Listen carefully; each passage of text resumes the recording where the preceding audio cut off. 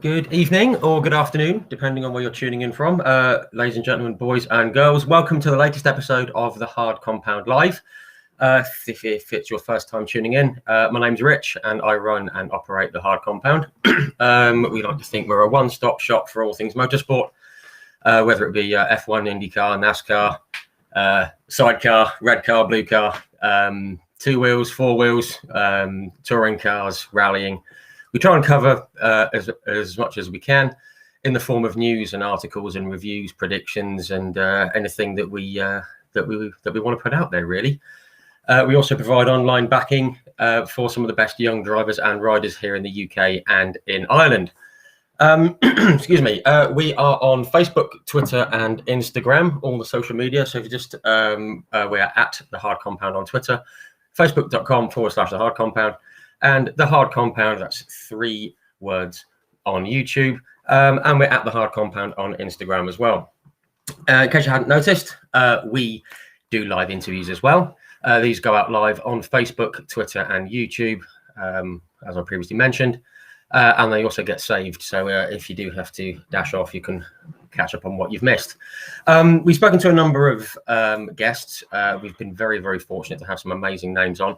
Over here in the UK, from the British Touring Car Championship, we've had the likes of Steve Soper, John Clennon, Matt Neal, Jade Edwards, Michael Crease, Ollie Jackson, Jake Hill, Tom Chilton, Rick Parfitt, Chris Smiley. Just last week, we spoke to the last female to do a full season before this year. That was the very funny Miss Fiona Leggett. Excuse me.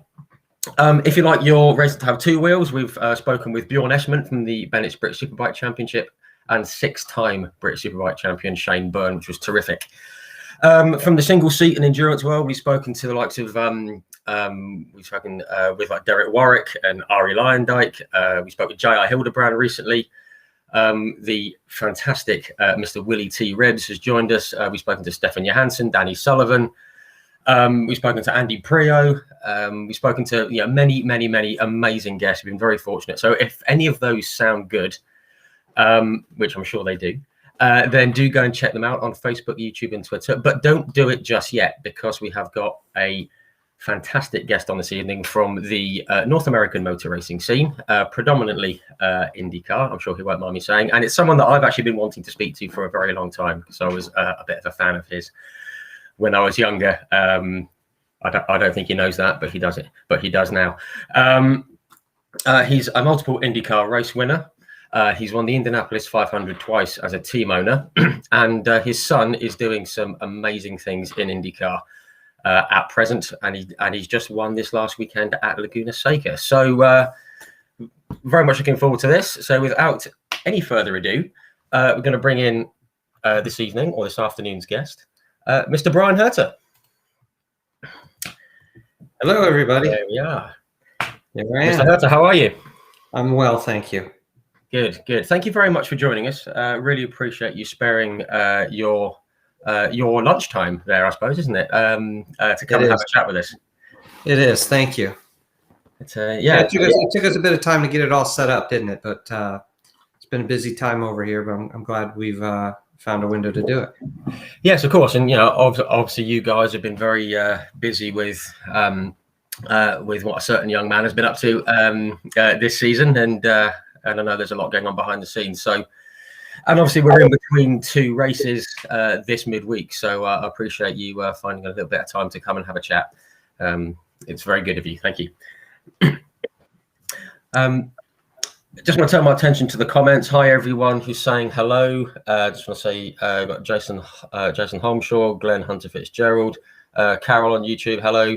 Ben Perry, Craig Hinchley, Billy Edgerton, Thomas Day, Marion. Hello everyone, thank you for tuning in. If you do have any questions, do pop them in the comments. I'll do my best to work them into the chat that we're going to have here this evening as we run through Bryan's career and get his opinions on various aspects of motorsport throughout the years.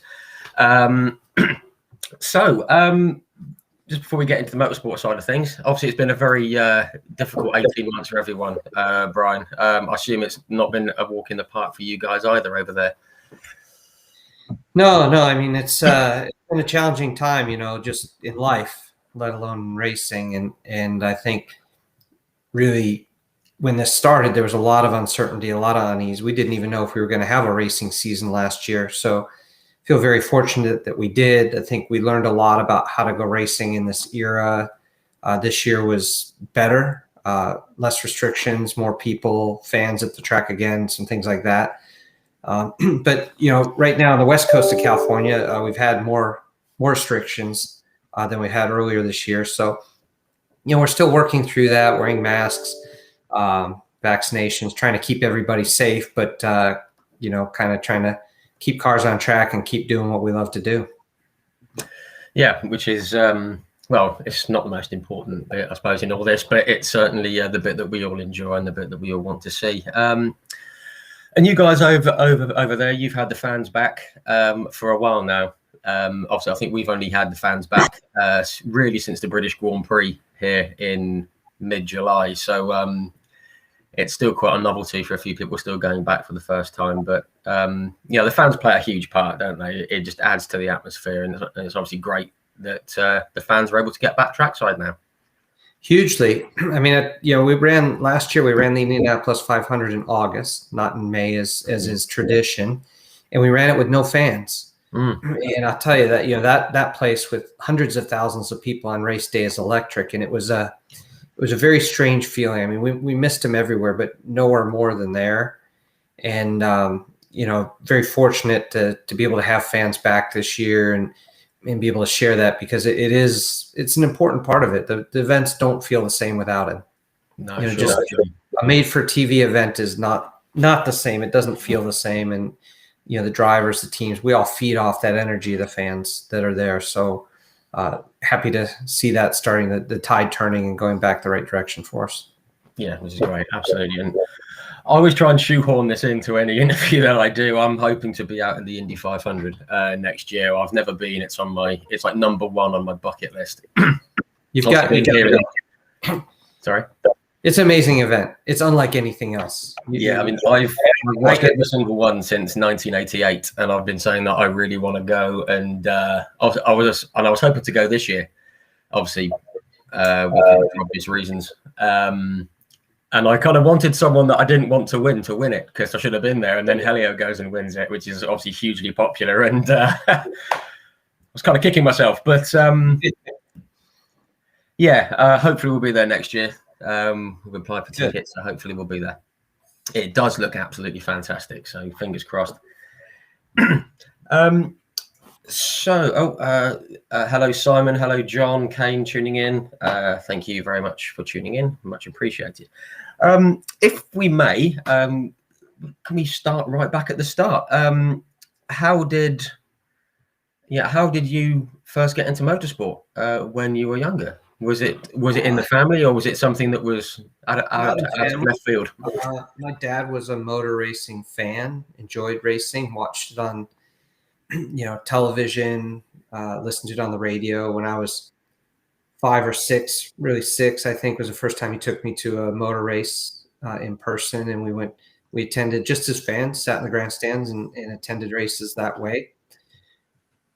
I just fell in love with it. Always wanted to be a race car driver. So it took me 6 years of badgering him, but by the time I was 12, I convinced him to buy me a racing go-kart.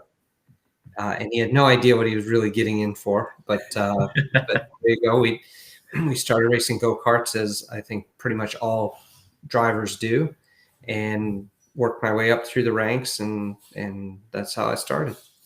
No, so it was basically just like pestering dad. Yes. I think I might have that to come. I've got 2 girls myself, and I've got a feeling that there's one of them in particular is getting far too interested in the motorsport at the moment. So Yes. I'm a bit concerned. Well, good luck to you on that. It's a challenge. Yeah, we'll see how it goes. Thank you. Yeah. Did you, when you first sort of got into racing, did you have a favorite driver growing up? This is always an interesting one. I had a couple. Really, Mario Andretti was always kind of a hero, amazing. I really liked Rick Mears. As a fan, as a kid going to the Long Beach Grand Prix, I think I was maybe 10 or 11 years old, maybe 12. And I was able to kind of sneak in, I don't know how, on a practice day, sneak in behind the barriers. And I stood just right alongside the track at an apex of a corner at Long Beach and watched the session. And never forget, Rick Mears, it was kind of a cloudy day, and he had a clear visor on. And after the checkered flag came out, and watching the cars come by slowly on their way back into pits, and very clearly I remember Rick looking out of the cockpit right at me and waving. And as a sort of like 12-year-old kid, the impression that made on me, it not only made me a huge Rick Mears fan, but probably solidified really my love for IndyCar racing and my desire to race in IndyCar, specifically at the Long Beach Grand Prix, like Rick Mears. It was so impactful for me. Wow.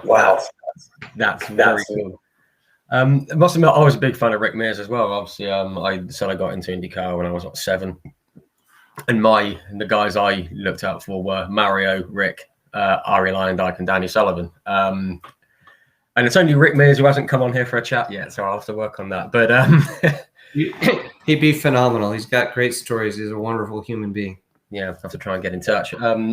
I did miss, actually, off my list at the start there of people we've spoken to. We actually had the privilege of having Mario on here. So if anyone is watching and they want to have a 2-hour chat with me and Mario, that really was something else. So that's in the video section as well, guys. But not a bad way to be introduced to IndyCar on your part there, Bryan. That was very cool, because Rick's great, legend. Yes. You don't get your own exhibition at the Indianapolis Museum for nothing, do you? Right. No. Very cool. Was that kind of the moment where you really thought that you wanted to really give it a go and to go racing properly, or was it around that time that you thought, this is what I want to do? Probably the first time I ever saw a race car. Just fell in love with it. I just, the sight, the sound, smell, the noise, all of it really appealed to me as a kid. And even before I had raced go-karts, from the time when I saw my first race, I was a race car driver every year for Halloween. Had my mom would get a track suit and sew patches on it, and I'd carry a helmet around. I put the candy into a helmet. So I always wanted to do that. Well, one year I was a stormtrooper when Star Wars came out, but every other year I was a race car driver, and really, really loved that. Yeah, so the seeds were sown pretty early. So you said that you started in karts. I've got a few notes here and things like that. And you went from karts, and was it into the Barber Formula Ford? Was that straight in, or was there a couple of bits in between? Or no. So back then you had to be 18 before you could even go to a racing school. Wow. So when I was 18. I went to the Skip Barber driving school and went through one of the 3-day courses and got a racing license. And the first thing I did is I spent a year racing in their school series, which was in Mondial Formula Ford cars, all at the Riverside International Raceway, which sadly is no longer here. Yeah. But that was my first foray into cars. And then I just sort of progressed from there. Just went through and just want to talk about very quickly the route that young drivers can take, because over here I mean, obviously, all over the world, it's going to be expensive. This isn't a cheap thing to do. Going motor racing, there's always going to be a lot of cost involved. But over here, we find that there's pathways are blocked for young racing drivers. You know, we've got a young lady called Emily Linscott, who's now in the USF4 Championship, because there's a more clear pathway to the top level. We spoke to Jaya Hildebrand a few weeks ago, and he was very positive about the route that he took. You know, it's like an automatic qualification to the next level if you're champion.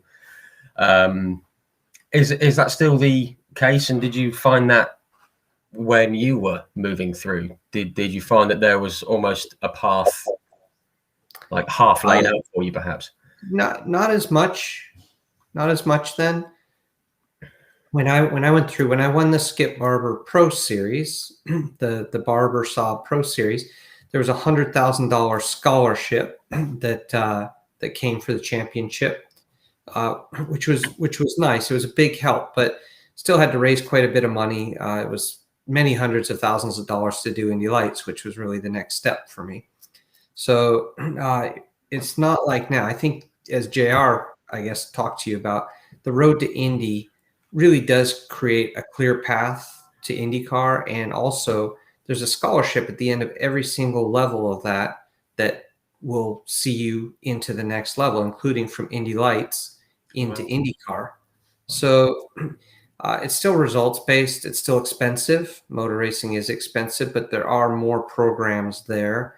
And we're starting to see more programs based around diversity and trying to help maybe drivers, young female drivers, drivers who haven't had opportunities as much in racing. So I feel like, the path is maybe not easy, but easier, or there's more opportunities. And I'm not sure it should be easy, right? It should be hard. You've got to earn a way through. So, the fact that it's hard, but people do get through. People do make it on talent. And, that's the important thing. It's not impossible. It's very difficult, but not impossible. Yeah, no, exactly. We've got a very talented young lady over here called Abby Pulling. You may have seen her in the W Series. She was in the F4, and she's had to pull out due to lack of funding.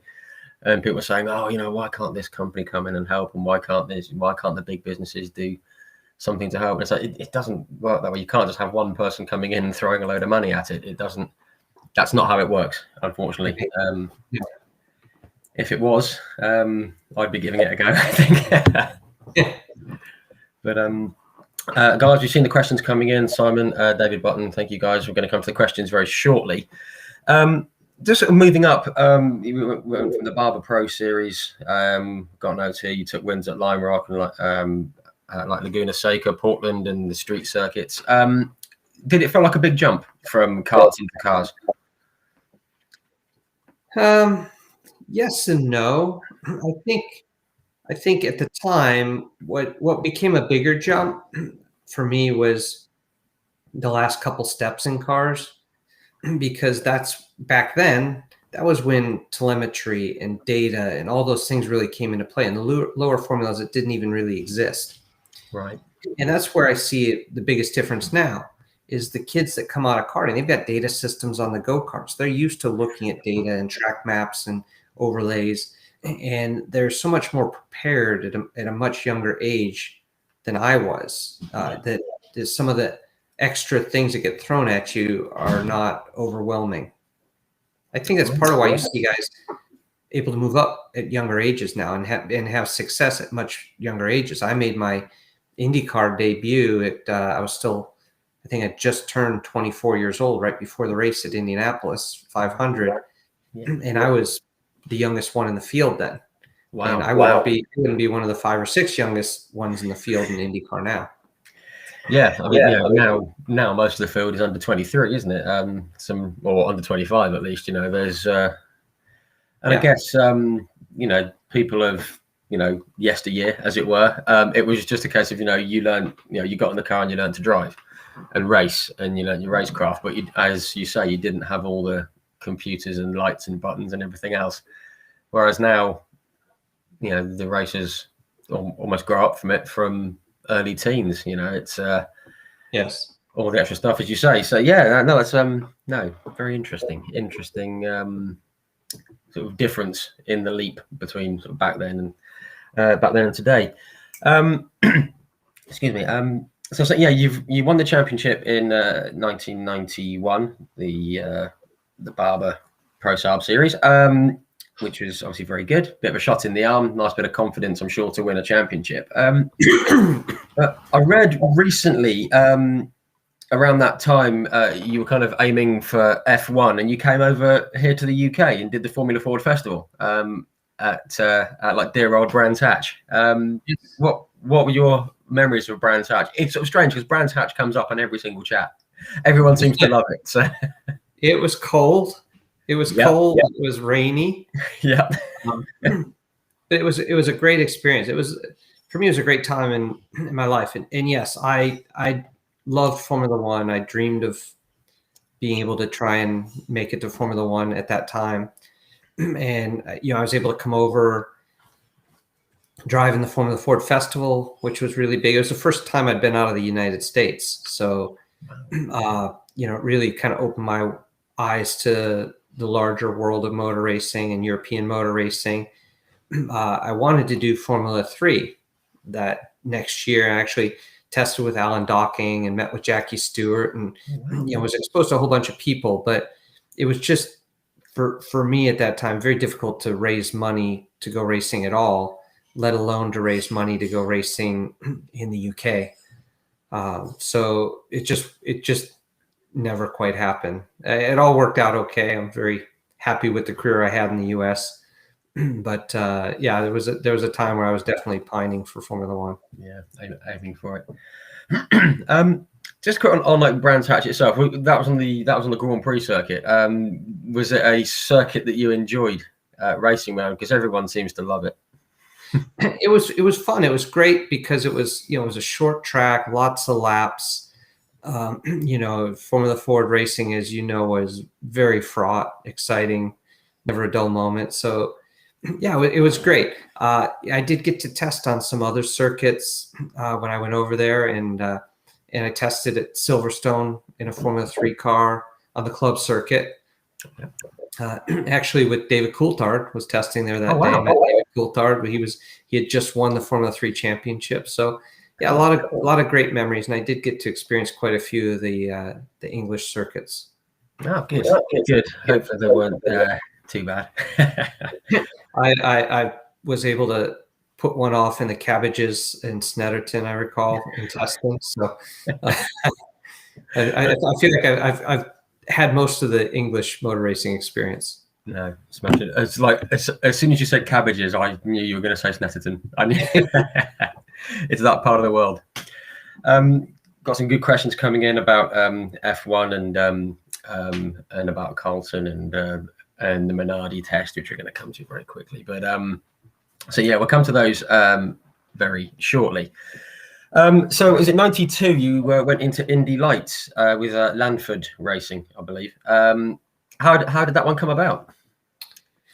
Well, I'd won the Indy the Barber Saab Pro Series the year before, racing with an Englishman, Johnny Robinson, who I still rate as one of the better drivers I ever competed against. Sadly, he never got the bigger opportunity, but was certainly an incredible talent. And I had that scholarship, and then I was able to convince a cheese company over here called Milkhouse Cheese to help sponsor sort of the shortfall I had in the season budget, and that's how I was able to move up to Indy Lights. All right, okay, so that sort of provided part of the budget, and then the drive was there as the champion. So yes, which is great. It's a great way to be doing things. Again, I've just got notes that first season. I hope you don't mind me saying it was it was a fairly slow start. You had like 16th, 13th at Phoenix and Long Beach. Obviously, was that expected with it being the jump up to Indy Lights? No, or were you kind of thinking you could be competitive straight off the bat? Yeah, I'm trying to remember Long Beach. I know I crashed in Phoenix. That was my first oval, and I remember crashing. I don't remember what happened in Long Beach, but yeah, things picked up, and learned along the way, and was able to win a race at Toronto that year. Yep. Finished where did I finish? 5th in the championship. Does that sound right? I've got 5th overall on my notes from my research, but I will trust whatever you say. I think that's probably right. But luckily, I did enough that year to get the attention of Steve Horn, who ran a team called True Sports. And he was starting a new team called Tasman Motorsports Group, and starting it in Indy Lights. And he actually, that was my big break. He offered me a paid drive in Indy Lights for the following year. Right. And so that was the first time I got paid to race a car, and went famously well. We ended up winning the championship that next year, and that's kind of what propelled me into IndyCar after that. Yeah, I was saying we've got on the notes here. You had, you won 7.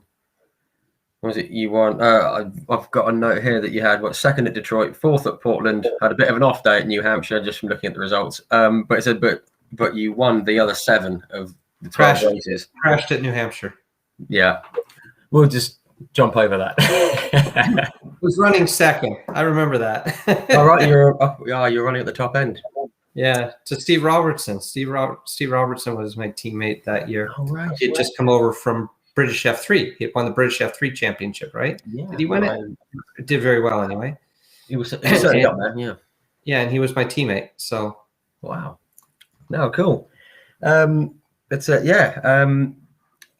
just want to jump back to that first win at Toronto. I mean, that must have felt pretty good. That first win in Indy Lights, and you think, did you feel like you kind of arrived at that point, or did you think? No, I think winning a race was great. Is more of a relief than anything when you win your first one. I don't think you enjoy the first one as much as you just feel relieved that you kind of finally got there and kind of cracked the ceiling for yourself. Yeah. So sure. that was that was the feeling I had there. But it was great because Bryan Stewart that ran the team, the Indy Lights team I drove for that year, he lived in Toronto. That was like their home race, and so that was kind of a fun one. And we stuck around, had a nice party that night, and it was a great event. No, good to hear. You have to celebrate your wins when they come. Absolutely. And you do indeed. Yeah. So just jumping into 1994, it's the first of 7 seasons, I think it was, in the kart series. AJ Foyt Racing, that's quite a place to start in IndyCar. Again, how did that one turn out? Because obviously you didn't do the first few races. We'll come to where you made your debut soon. I'd won the Indy Lights championship. Yeah. And I was and then I was also back when they tested a lot, and it actually, they drove the car. I was test driver for Newman Haas. So when Nigel Mansell was over there during all the Mansell Mania stuff, and teamed with Mario Andretti, and that's how I originally met Mario. I was the test driver, so I got to do all the less glamorous stuff, the straight line testing, the not fun stuff for Newman Haas. But I didn't have a race drive the following year, despite having won the Indy Lights championship, until the Indianapolis 500. AJ Foyt called me up, and I didn't actually believe it was him when he first called me. He didn't call me back, but he called me up and offered me a drive. And it was just initially just for the Indy 500. And, the longest race I'd ever done before that was Indy Lights, 75 miles. So that was definitely baptism by fire, showing up for a 500-mile race at Indianapolis, driving for AJ Foyt, thrown in at the deep end. But it went well enough that he invited me back, so that was good.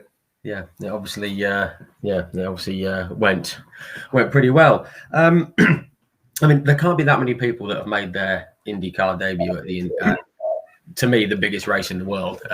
It's that's quite a place to start. I mean, I was nervous about it. There was 2 people I called. I called Mario, and I called Bobby Rahal. And I said, look, I have this opportunity, but I don't know if this is the right place to get in an IndyCar. And they both said, A, you've got to take the opportunity when it comes, and B, Mario really said it best. He said, look, Indianapolis is the best race to do your first event. So everywhere else you show up, you get a practice, you're straight into qualifying, boom, boom, boom. And you don't really have time to learn and adjust. You're just surviving it. He said Indianapolis at that time, it was almost a full month. It was a whole month, a month and a half. So he said, you're going to have loads of track time. You're going to see the track in different conditions. By the time you get to the race, you'll be more prepared than you would at any other event. He was totally right. So even though it sounded counterintuitive to make your first start at Indianapolis 500, it was actually the best place because it allowed me to really have enough time to get prepared and to feel comfortable before the race happened. Yeah, I hadn't really thought of it that way. And obviously, to like non-racers like me, it's that preparation that we perhaps don't realize what you guys go through to prepare for a race, and maybe having that time, as you say, obviously helps. Just a quick one. I mentioned before that we've spoken to like Mario and Ari Landijk, Danny Sullivan, Stefan Johansson, Mr. Ribs, and like Jai Hildebrand, and they've said that the 500 it's like nothing else. And obviously we sort of touched on that earlier.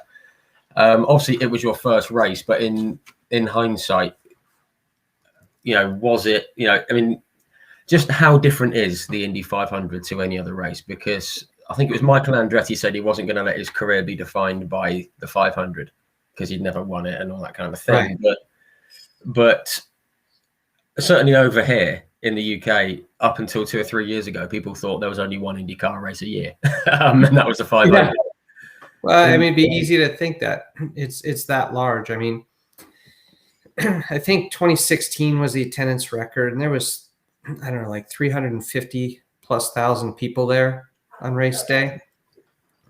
It's hard to imagine that literally meant that there was 1 out of every 1,000 people in the United States was at the track that day, which is kind of crazy to think about the scale. Oh, when you put it that way, that's crazy, isn't it?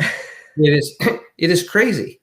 It is unlike anything else. It's the only place I've ever been where at the start of the race, you can hear the crowd over the engines because there's that many and they're that loud. And it's just the whole buildup. You spend so much time preparing for that race. You spend so much time at the track, practicing day after day, refining, perfecting, that I think that race, more than any other, probably in the world, if you win that race, you truly beat everybody on their best day. Yeah. Because everybody puts their best effort forward for that one. Yeah. I remember 98, I think Eddie Cheever won it, and he said that growing up in Italy, his dad always, when he got into motor racing, his dad always said, if you only win one race in your life, win the Indy 500. And that's always stuck in my memory. I was 17 when he said that. And that's what really cemented it in my mind, was him saying that it is just that. Yeah, it's kind of that big. It's probably the only, right? Like if you win a world championship for the rest of your life, you're introduced as world champion so-and-so.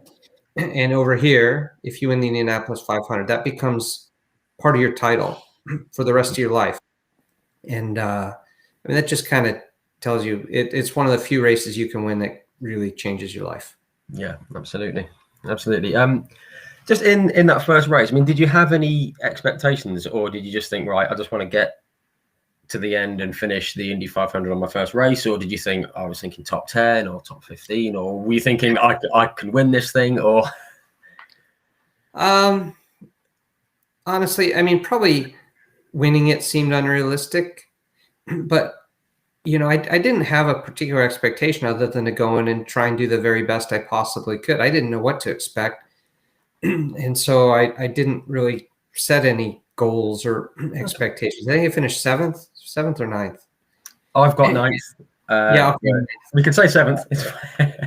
No, seventh was the following week in Milwaukee then.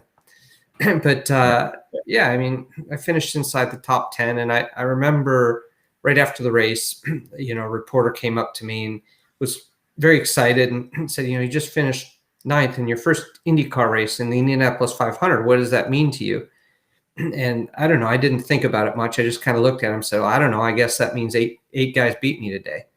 And that's kind of how I mean, I was happy, but you know, if you're not always looking to go one better, or in that case 8 better, then you know, why are you bothering? Yeah, that's the racer in you, isn't it? You always want to get that one. Yeah, I think it was, I can't remember who it was. It was either Ari or Danny Sullivan. He said that when he won, I think it might have been Ari the second time round. He said when he won, he said he was a bit disappointed that his final lap wasn't the fastest. So even when he's won it, he was like, I eased off. Then I shouldn't have done. Right. But yeah, that's the racer in it. Really good question, just from like David Button. I guess it's like the technical side of racing the 500. He says, at Indy, do you focus on like turn-in points on the inside or the outside of the track? Is there like a reference point that you were looking at? Really good question. One of the biggest things to go to a super speedway is adapting to the speed. People, you know, like I'd been fast in a car, 180 miles an hour, 190 miles an hour. But until you go 220, 230, 240, like you do on the straights at Indianapolis, it really is a different level. And one of the first things you have to learn or adapt to is lifting your eyes up and looking. You have to look further down the track. Sure, because it's happening so fast. Of course. Quickly. You're traveling, so probably about 120, 130 meters per second, 120 meters per second for sure. Wow. And so I say meters, you know, we call it over 100 yards, but I'm guessing mostly European listeners. I kind of still work in yards, but 110, 120 meters per second, which means you're literally looking 150 to 200 meters up the track at all times, because if you're looking any closer than that, you don't have time to react. By the time you see it, you're already there. You're kind of there before you've thought about it. And trying to slow that all down in your brain takes a bit. So in terms of where you focus, you can't really look to the outside of the track. The car very much goes where you look. So you're more following the line. Unlike a road course where you're looking for a particular brake mark and things, on a super speedway like that, you're really kind of looking far down the track and looking where you want to guide the car. So you're looking down into the apex, and as you hit the apex, you're looking up, but you're not looking at the exit of the corner, because if you look there, you're going to get there and you don't want to get all the way out. So you're looking more down the short chute and setting up already for the next corner, because that's where you want to end up. And you're looking far enough ahead that your hands and your body will naturally kind of lead the car to where you're looking. Wow. Yeah, that's, again, to non-racers, it's the kind of thing that we don't think about. I mean, the amount of people over here that say, oh, it's just driving in a circle, and that drives me crackers. Yeah. It drives me around the twist. It's not. So not. It's not. And you know, guys like Romain Grosjean, when they came over, and in my era when Nigel Mansell came over, and you know, we're able to shine a spotlight on that. And you know, Romain made his first oval start in St. Louis this year. Yeah, and you know, was surprised. It is a very unique and very difficult, but also very different challenge than road racing or circuit style racing. So to lessen it because you're on the throttle more during a lap is really not to understand what's really involved. Yeah, and that's something I've always said. You know, again, through watching it, you know, obviously the voice of the 500 growing up was like Bobby Unser, who's obviously very sadly no longer with us. He was like the voice of the 500, and it was his technical insights saying about, you know, about the push and the gust of wind and all that kind of thing, and getting off the, you know, and getting out of the groove and all that kind of thing, that made me, it kind of gave me some ammo to shoot people down whenever they said it was just driving in a circle. You know, Indianapolis is the only track. It's 2.5 miles super speedway. It's the only track where we actually use a windsock, like an airplane. There's a windsock that's up on the pagoda, and you're actually often checking the windsock while you're in the car driving down the front straight. See, where's the wind going? Which way is it pointing? How strong is it this lap? Lose the car quite a lot.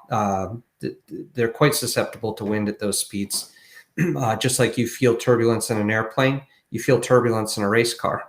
Wow. And so it's really the only place where that plays such a large factor. Wow. Amazing. Yeah, I just want to get there even more now. But that's good. I just want to give a shout out. I hope I say this name right. It's like Radu. Is it Kiradea? I hope it is Radu. I'm sorry. He's obviously a big fan of yours. He's just said, Hi, Radu. He says, "Hello, Bryan. You're one of the best. For me, the best." So he's a big fan of yours. He said Indy 500 is his favorite race. He said he said that he only knows you from the TV, but for him, that's enough. But yeah, Radu, I hope you're enjoying the chat with Bryan. Thank you for tuning in, sir. Yeah. Well, and now you know me from this. Yeah, there you go. And you've got a hello. Happy days. He said, yeah, what a Bryan Herta, what a man, what a race car driver he was. Beautiful memories. So there you go. You've touched his life, which is fantastic. I need to get Radu's number. When I'm having a bad day, I can call him up and he can make me feel better. he can send you a WhatsApp or something. Put a smile on your face. Thank you. That's great stuff. So yeah, and again, just one last thing on that debut. I've just made a note of some of the names that were in the field. And I mean, I would have personally been daunted by this. I don't know if you were, but obviously it was won by Alonso Jr. from Jacques Villeneuve. But on the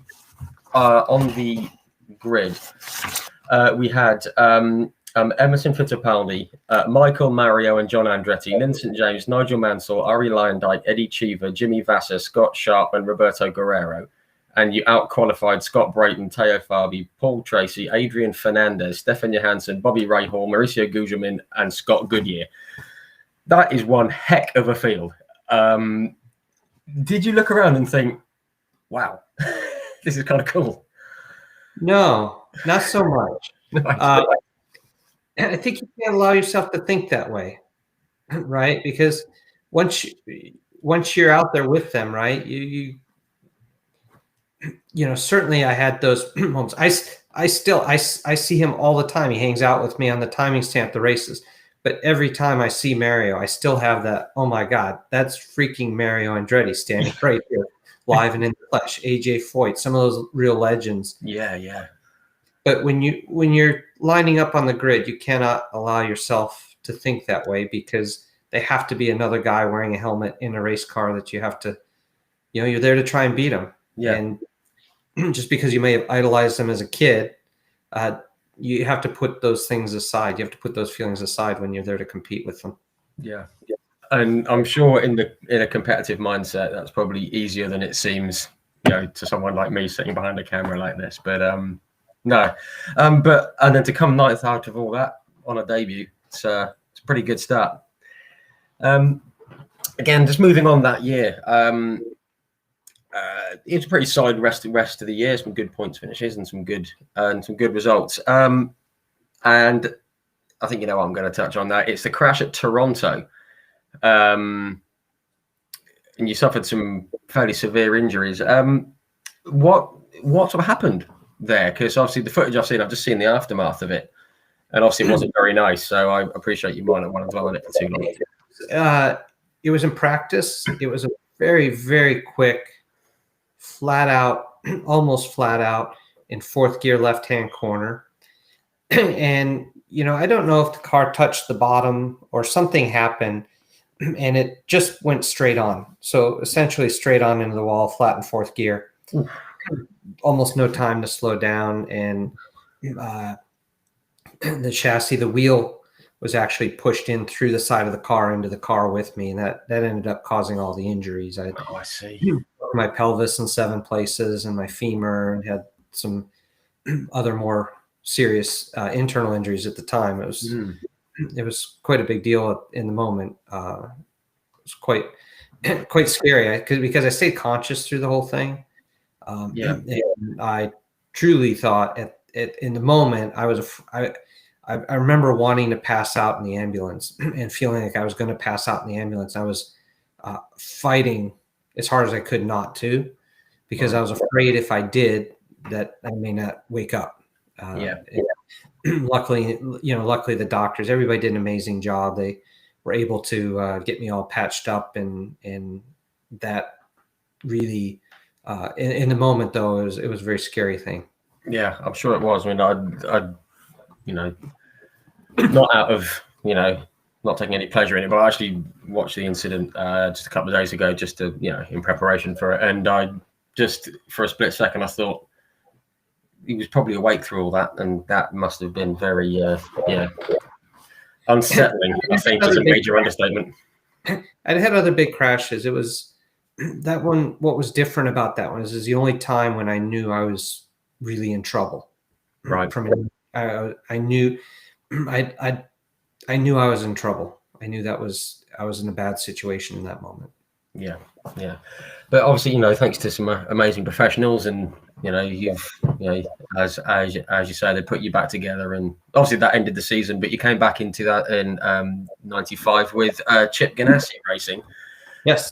Again, what a great name to be involved with. What were your sort of memories of joining the team? So I'd been, as you said, I was hurt, and really at Toronto, I'd had several offers for the following year to join some different teams, including Newman Haas. And that was really the plan of the goal. I'd been their test driver, and Mario was going to be retiring, and the idea was that I would become Nigel Mansell's teammate at Newman Haas. But when I got hurt, the injuries I had were severe enough that most people who had shown interest lost interest. Right. It's just, there's always a concern, right? Am I going to heal up fully? Am I going to be able to mentally come back from it? But I was lucky that Chip Ganassi was willing to sort of take a shot on me to give me an opportunity and come back and compete again in IndyCar. Yeah, which is great, and obviously everyone's very glad that he did. Because now, I've got a note here. You had another solid Indy 500 that year. Got some points at Miami, Mid Ohio, and obviously coming back from the injury, it was just nice to be back in the car, I guess. One race that sticks out for me that year was at Cleveland. You were battling with Jack Villeneuve and Michael Andretti. I just remember because you were looking for your first win at that point, and remember Andretti was slowing, and were you aware that Michael was in bother with his car because he really seemed to slow down, didn't he? And you were did. behind him. I can't recall why. I remember being told that Michael was slowing down, that his pace was slowing, and really turned into Villeneuve and I catching Michael and having I kind of tripped up a little bit with Michael, which gave Villeneuve a chance to get around me, and was not able to get back around him. So didn't win the race the day Jacques did, but it was my first time well and truly battling at the front and racing for the win. I'd had a pole already early in the year at Phoenix and led a good portion of the early part of that race, but then under a barrel crash and I ran over some debris, so I had car damage after that. But that was really the first time in my career in IndyCar where I was able to be up there and racing with those guys and competing well and truly for a win. So it was an important day for me. Yeah, and I guess especially after what had happened in the previous year and the injuries and everything, to come back to that level, obviously knowing that you still had it and you could still be punching up at the top end, that must have felt, I guess, a relief, but also just felt really good as well, I'm sure. On that race, if it's any consolation, that car that year was one of my favorite Indy cars ever. It just looked cool. It was just a cool looking car. So yeah, was it the Target? Was it the Target one? I think it was. I can't remember. Yeah, it was a Target car. Yeah, that was a great looking car. Not my favorite design actually, but certainly the Target colors were iconic in IndyCar and a lot of history associated with that, with Jimmy Vasser and Zanardi and Montoya and part of that whole lineage of guys who were able to race and have so much success in those cars. Yeah, it's very cool. It's one of those names that is kind of like synonymous with IndyCar. Well, certainly in my mind. I must say that the car you went in that you went into later on with the shell, the black and white one, that was a very close second. But we'll come to that. So just quick about 96, because this was the kart IRL split around that time. It was, from looking over from this side of the pond, it just looked a bit messy. I was 15 at the time, and even I understood that it was just a messy, controversial thing. How did it feel at the time when that came about? Because was there any uncertainty with you, or? It was weird. At the time, what really brought it about was this 25-8 rule, where they formed the Indy Racing League, and really the pinnacle, as we talked about, is the Indy 500. And they said, well, 25 qualifiers are going to come from the Indy Racing League, and only 8 from outside, which meant all of the teams and drivers that had been, what we had traditionally known as IndyCar in kart. Only 8 of us could have, we would have all shown up, and only 8 of us could have made the field. And that was unacceptable to the teams in the kart championship. So they decided to boycott the race, which, in the end, I don't know. It's easy with the perspective of time to say, well, maybe it could have or should have been dealt with differently. I think the split was clearly bad for everybody. Yeah. But it was a very weird time because there was a lot of uncertainty into what it meant. And would kart thrive without the Indy 500? Would the IRL falter without the teams and drivers that everybody knew in kart? And I think in the end it showed that we all needed one another. Yeah. Right? We were better together. Yeah, absolutely. I mean, obviously, no disrespect to the guys who competed in the 500 that year, but I remember watching it. And half the field, I was like, who's this guy? Because obviously that was the only real broadcast we had in the UK. And I remember, obviously they were very, very good racing drivers, and it wasn't their fault with what happened. But I remember looking at the field thinking, I haven't heard of these. I don't know who these guys are. Yeah, it was never about the drivers. And there wasn't animosity between the drivers, between the two championships, because we understood they were, taking opportunities as they came, and vice versa. So, it was a very political thing, but it really wasn't political amongst the drivers. Oh, good. Well, that's a relief to hear. I mean, I didn't think for 1 minute it would be, but that's very good. Got a question from David Button about Dan Weldon, which I'm going to come to a little bit later on. Thank you, David. Obviously, so but that was the first of your 4 years at Bobby Rahal's team. And you said that you kind of looked up to him. It must have been pretty good having him as a teammate and boss, I guess. It was. Bobby was great to me. He was, I spent 4 years there, won my first IndyCar races with him, had several poles. We had, felt in some ways like we were always sort of just on the cusp, of becoming a true championship challenger, but certainly had a lot of high points, and proud of the fact that I drove for the team, that I was Bobby's last teammate in IndyCar. Of course, yeah, of course. And it was a good time in my life, and it was a great era in the sport. Yeah, I do remember it very well. Coming into 96, I think you know what I'm going to talk about next. It's that pass at like Laguna Seca at the corkscrew with Alex Zanardi, which would obviously become a bit of a rivalry, it seemed, from looking in from the outside. And if anyone hasn't seen it, you need to have a look at this, because it's an absolute. It's almost a kamikaze move into the corkscrew. No, you were leading. And Alex was coming up behind you. What did you think when he did that at the corkscrew? Right.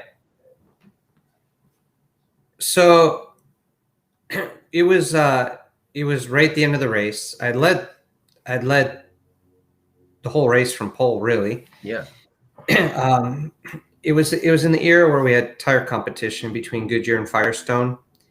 I was on the Goodyear tire, and at the end of the stints, my tires were getting very worn out. I actually had cords coming through the rear tires, and I was struggling quite a lot, and Alex was coming quite strongly. As we approached the corkscrew, he made a very late dive. I didn't expect it, but when he did it, I didn't move to cover because I didn't think he was going to make the corner. Yeah. And I guess as a matter of fact, he didn't actually make the corner. Not even close.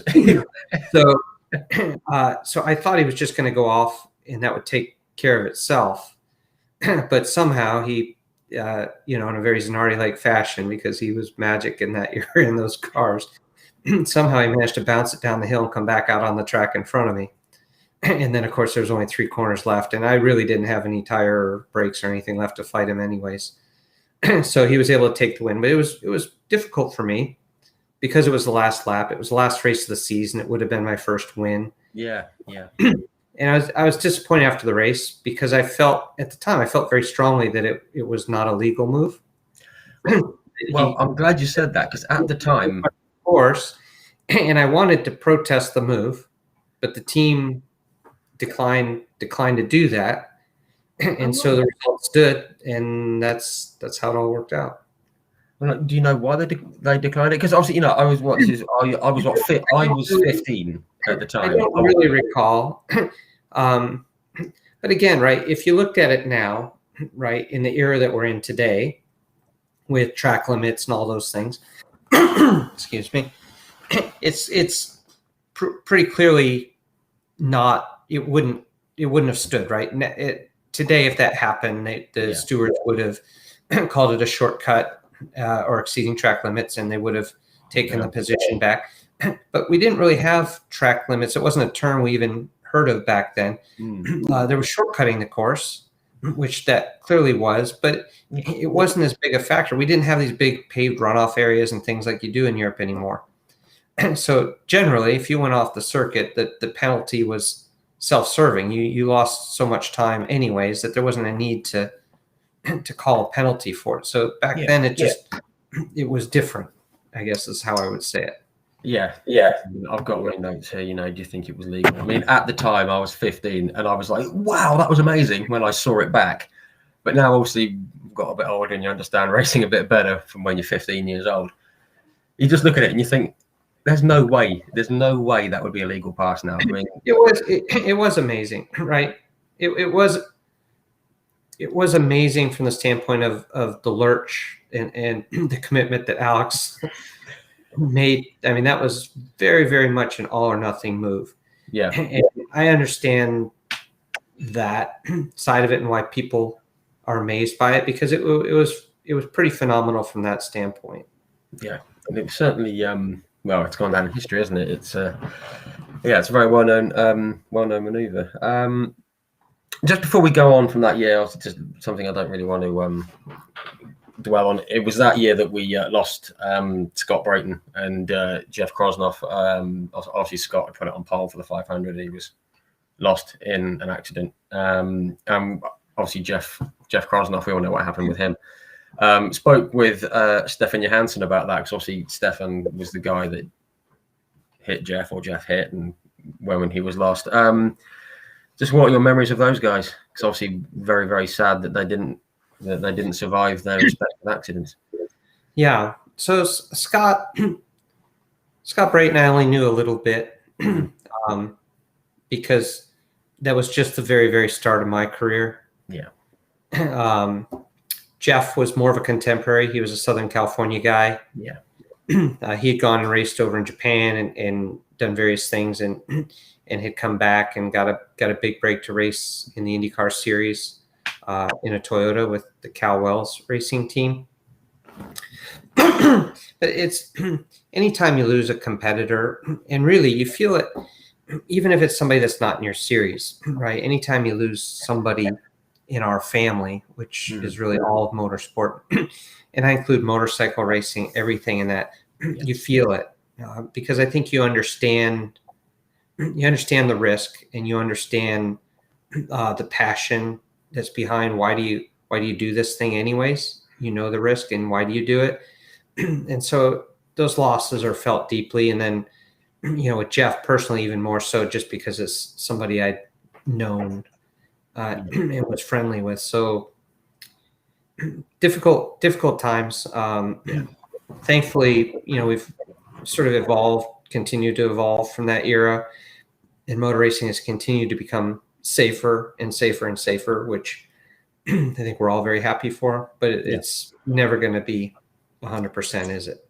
No, exactly. And in a kind of a perverse way, it's almost part of the lure of it, isn't it? It's that being on the edge. Obviously not being that close to the edge, but it's always going to be part of it. But we can make it as safe as possible. Thank you for talking about it. I know it's not an easy subject at all. Just moving on to 1997, the team seems solid, and there was more contact with Mr. Zanardi. I believe it was in Vancouver when he was trying to unlap himself and put you in the tyres. Did it feel like there was a bit of a rivalry just developing there after what happened with Laguna? I think after that, and then the Vancouver thing really rubbed me the wrong way because I was leading the race and he was a lap down, and he really kind of just punted me off. It wasn't really on at all what he did. There was no need for it. It was just I watched it back and I thought, why is he doing that? Just to get back on the lead lap? I mean, so that one, more than anything, if I'd issue, I mean, if I'm honest, I didn't care for Alex Zanardi at that time very much. I'm sure. It's funny. Our relationship has changed over the years, and I'm actually very fond of him and very sad to see that, the challenges he's had most recently. Yes. But at that time, in those moments, no, I was not a fan of his, and I did not care for him at all. No, I'm sure. I don't think anyone would begrudge you those feelings at all. It was just didn't need to move. It didn't need to happen, and especially as you were still looking for that first win as well. And just want to sort of step on to 1998. You had some podiums at Long Beach and Portland, and you went well in Rio and Toronto. But I think probably the best known incident from that year was Road America, Alex Barron, and it's still one of the craziest accidents I've ever seen. Because apart from a bruise on your hand, you were okay, but the car ended up sitting on top of you, didn't it? Yes. What kind of?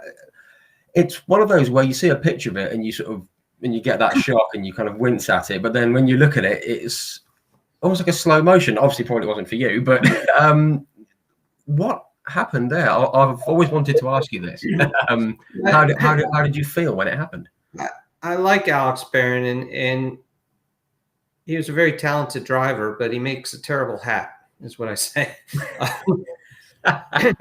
So I had spun. I'd been leading the race at Road America, and we had just done a restart, and Bobby Rahal had passed me. It was Bobby's last season, and he drafted by, and so then I was tucked in behind him, and coming down into turn 5 on the braking, I don't know if he braked a little earlier than I was expecting, or I braked a little later than I was anticipating, but I ended up I did hit him at the end of the brake zone. And if it had been anybody else, I probably would have just squared up on the gearbox and taken him out and carried on. But because it was Bobby, because he was my teammate and my team owner, I tried really hard to miss him, which I failed to do, but I didn't take him out, but I ended up spinning myself off. So now I'm facing backwards in the runoff area, with the rest of the field streaming down, and further back in the field, poor old Alex Barron. I don't know if he just went off or he got pushed off, but I see him bounding down the grass towards me. And I think, I'm sitting in the car, I've got my visor up at this point, and I'm thinking, well, this is bad. He's going to end up hitting me. And I just thought he was going to hit me and sort of punch me back. But as he was coming down, I noticed all the rocks and things bouncing along, and I had my visor open. So I just instinctively put my hands up like this over my face, just to protect my face from any debris. And so then I couldn't see the car. And as he hit me, the bottom of his car actually hit my one hand on the way over. So the chassis was that close to my head, but it didn't hit my head, and it ended up just as people have seen that picture of the car just setting just on me. It's on the roll hoop, isn't it? Just sort of Setting, right in the middle. Just, I mean, if I just reached up like that, I could touch the bottom of the car. It couldn't have been more than 2 inches over my head. So there was not a room. That's crazy. You know, and there's obviously, this talk of the halo and the aero screen now. Obviously, it might have been nice back then. It might have not been so close. Yes, I was lucky, right? That was nothing more than sheer luck. That made it worse for me. I think I just read something about, was it one of the one of the stewards came over, and rather than leaning in to see if you were okay, he didn't even look. He just shouted down, "Are you okay?" Because he was expecting you not to be, perhaps. The corner marshal came over. One of the members of the actual IndyCar safety team, and I just see like his torso out the side of the car, and he doesn't even lean down. I just hear a voice say, "Are you okay in there?" And I just came back with "Get me the fuck out of here." But I think he was relieved to hear a voice on the other end of it.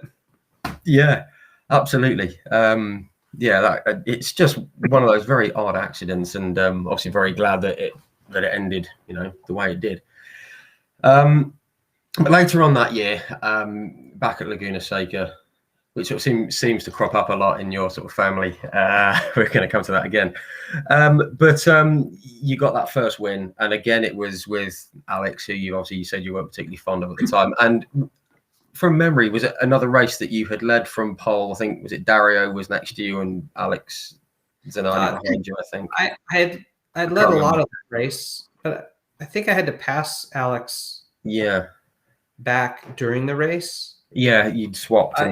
It was very satisfying, right?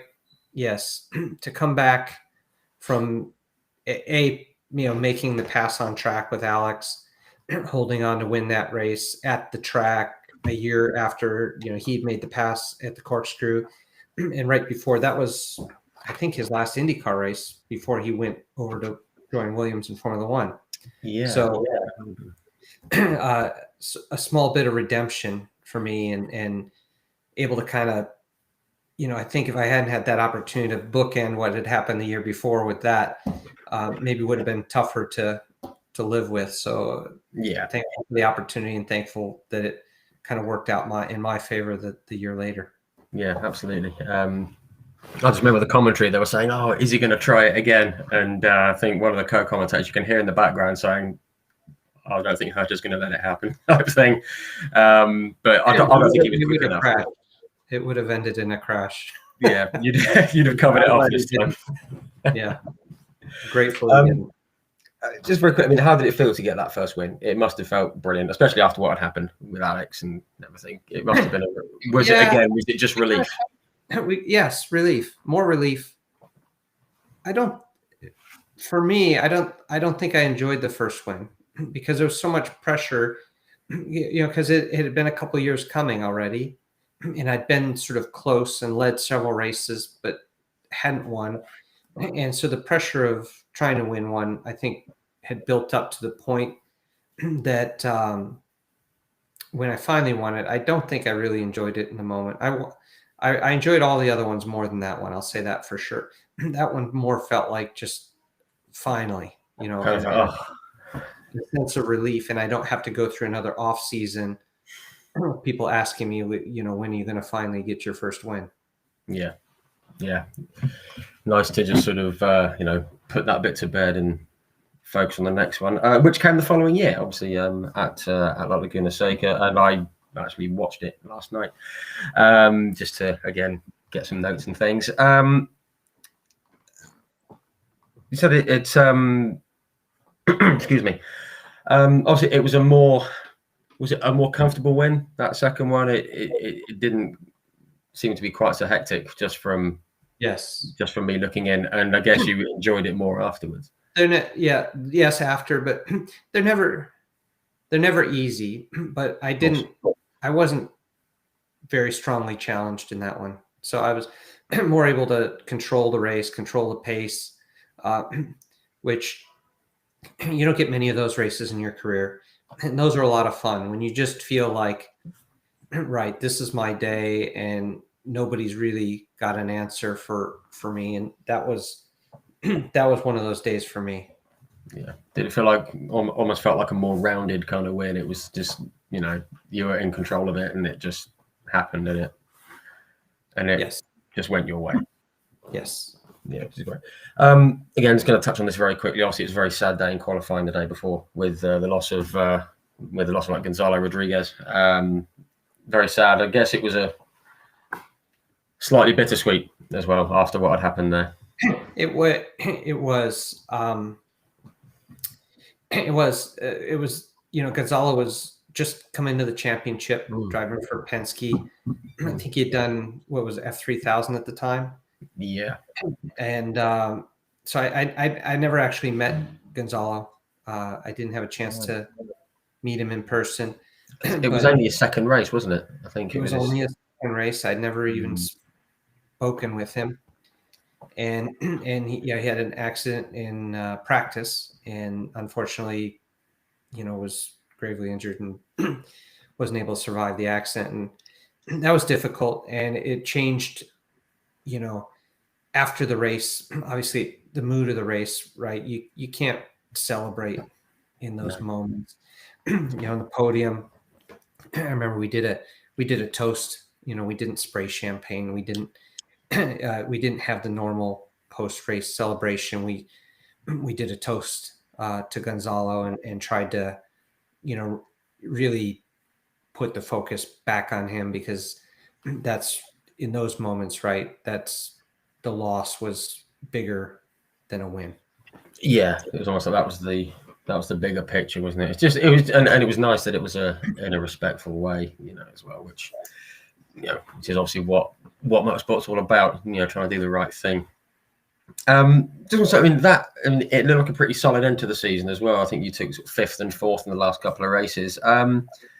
Did you sort of had you got a ride for the following year?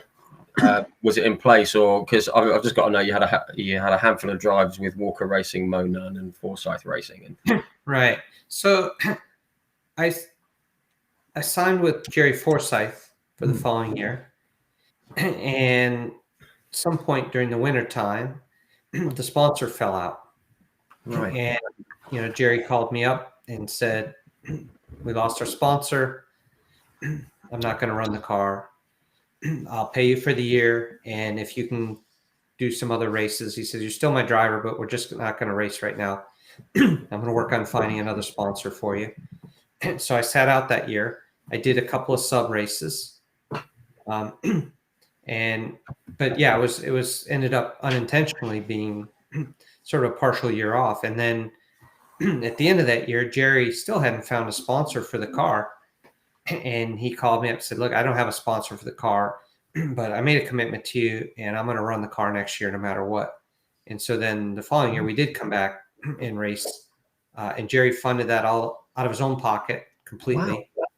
And but yeah, that was a weird time in my career, because I signed with Jerry thinking, that was going to be a good move, and really nothing due to Jerry or anybody else. When sponsorship falls out, it really ended up being a difficult time in my career, and then you kind of fall out of favor very quickly when you're not out there racing regularly.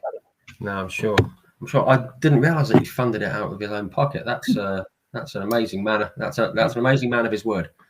Yes, yes, he was. He did that when he really, I could never ask somebody to spend millions and millions of dollars out of their own pocket to go motor racing, and he did that because he was a man of his word. Wow. Yeah. Not too many people like that in motorsport. You wouldn't have thought these days, obviously, with there being so much money invested in it. So that was what, 2001. 2002, you went to the American Le Mans season. That was was that a bit of a change of scenery for you? Because obviously, like, you know, the races are a bit longer. It's a different kind of car. Did you enjoy it? So very much at that point, you know, after kind of the weirdness of the 2 years with Forsyth and not really racing in 1 year, and then even though Jerry funded it, you know, we had sort of mixed results, and I didn't have an opportunity to stay in IndyCar after that. The split had really taken hold, and you know, the funded opportunities for drivers that needed to get paid to race were fewer and further between, and I didn't have a shot. So I was able to do a deal with Don Panos. I thought, okay, this is the point in my career where my open wheel career is done, and I'm going to become a sports car driver. And you know, I went to a very good team with David Brabham, Jan Magnussen, and then I was paired in the car with Bill Oberlin. So, you know, really looked at that as a move towards a new career in sports cars. It was my thinking at the time. Right. Because obviously, you know, you mentioned, you know, Jan and David there, and I said, you know, we had David on a few weeks ago. You know, that's you know, there's some pretty good teammates to have. You know, those guys have like done a lot in motorsport. Must have been a good team to join, as you say. Was it that year that you raced at Le Mans, or you went to the whole Le Mans 24-hour? Yes, and that was with Jan and David. Now, David, actually, your name did crop up in the chat we had with David, and he said that he really rated you as a driver, and he said, "Oh, you know, it was a shame that you didn't get into Formula One, because he certainly thought, you know, that was somewhere that you could have done very well." So he was full of praise for you. Oh, that's nice. He failed to mention that I nearly burned his car down at Le Mans that year, did he? No, see, he didn't say that. No, I did. So yeah, so that was part of the appeal to going to Panos, was the chance to go compete at Le Mans, something I never had an opportunity to do. And in final practice at Le Mans, I hit a curb, and the maybe a flaw in the design, but in any event, the oil filter was on the side of the engine near the oil tank, and I was able to just hit this curb in a way that it knocked the oil filter off the engine and created a large oil fire very quickly, large enough that it actually burned through the outer layer of the skin of the chassis. Wow. And so that night, I went to bed thinking that the car was burned to a point of not being able to be repaired, and that we weren't even going to get to race Le Mans. And the next morning, I woke up to the mechanics had already put the car in the garage and left and went to the pub, and thought we're done. And they got there, and a few mechanics said, "You know what? Screw this. We're not done." And they went back to the track and spent the night cutting out and meticulously in the garage performing a carbon fiber repair job that was seemingly impossible. And when I woke up in the morning, they had repaired the car satisfactorily, that we were able to do the race. And almost, it's nice that David was so nice about me, because I nearly cost him a start at Le Mans from my mistake over the curb. But I enjoyed. I had a lot of respect for one of my more fun years in racing with those guys, and with David and Jan and Bill Oberlin. We had a lot of fun, and it was great to be a part of that team with them. Excellent. And it's good. I mean, I've been lucky enough on here to speak with a few people who have competed at Le Mans. Also, I've spoken with Andy Prio, who's done it a lot. I've spoken with Stefan Johansson, who's won it. David Brabham's won it. And I think all but two people have said that they absolutely love the whole feel about the Le Mans 24-hour. I think it was only Andy Prio and Steve Soper that said they weren't. Said they just thought it was a bit dangerous, you know, too fast, too dark, braking distances at night, and all that kind of thing. They weren't. It's all huge those fans of it. but it's Le Mans. That's what makes it Le Mans, isn't it? It's completely unique. I have a very romantic view of it, of Le Mans and the chance to compete there, and the chance to really compete in, other than the Monaco Grand Prix, I would say 2 of the 3 biggest motor races in the world between Indianapolis 500 and the 24 Hours of Le Mans. So very fortunate to have been able to kind of check those boxes in my career. Yeah, absolutely. I mean, I think that's seen as like the modern day Triple Crown, isn't it? It's the Monaco Grand Prix, Le Mans, and the 500. And obviously we've got Fernando Alonso. Hopefully he'll have another crack at the 500. And Juan Pablo Montoya, I think he's missing Le Mans out of the list. So it'd be amazing to see someone do that again. Hopefully it can happen. Yes. Maybe Fernando next year at Indy, unless Colton beats him, of course. So yeah, okay, no, that was that's great. 2002, just very quickly, I think Simon Steele, who commented earlier on, he mentioned about the Minardi test. I very briefly listened to a podcast you did with Marshall Pruitt about this. And was it just that it had been a while since we had an American in F1 since, I can't remember who it was, but it had been a while, hadn't it? And was it Minardi wanted to get someone in from the States, or? Yeah, Minardi did. More Paul Stoddard. Paul Stoddard had purchased the Minardi team. He was, for him, I think it was interesting, to get some press in the States for putting an American in the car for a test. He was already at that point, he had started negotiating with Red Bull to purchase the team. Right.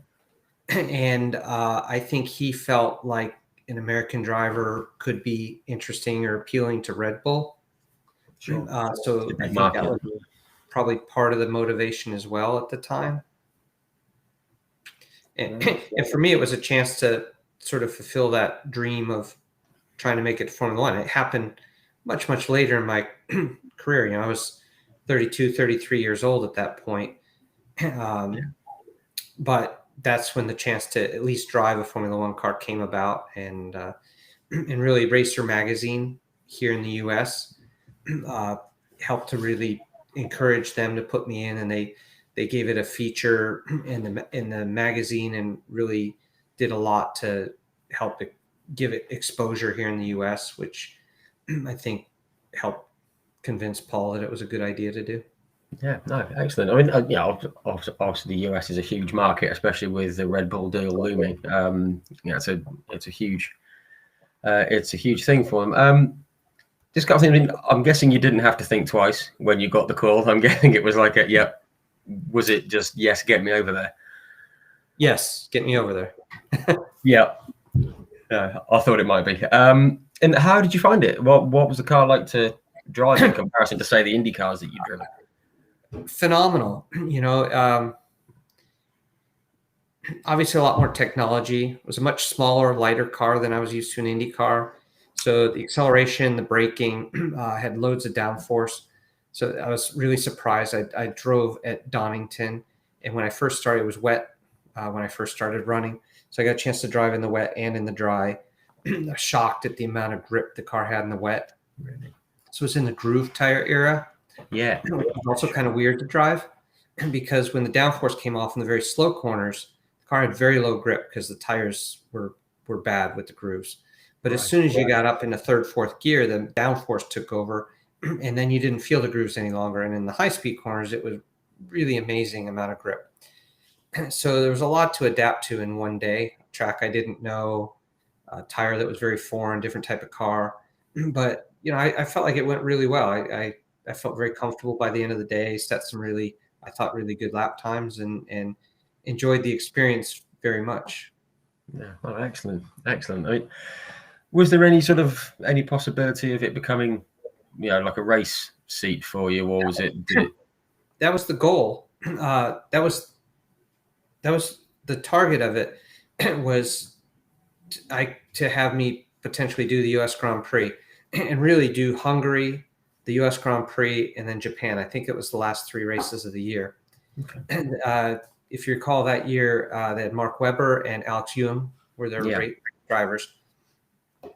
And I think back then there was not everybody made the race, right? There was some pre-qualifying. Yeah.